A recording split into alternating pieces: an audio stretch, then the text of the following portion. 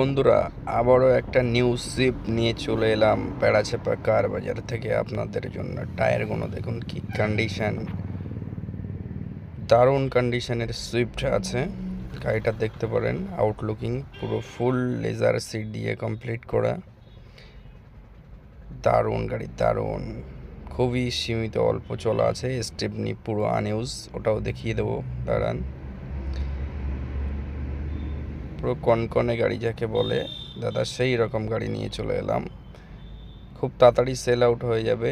যার ইন্টারেস্ট থাকবে স্কিমে নাম্বার দেওয়া আছে, কল করবেন।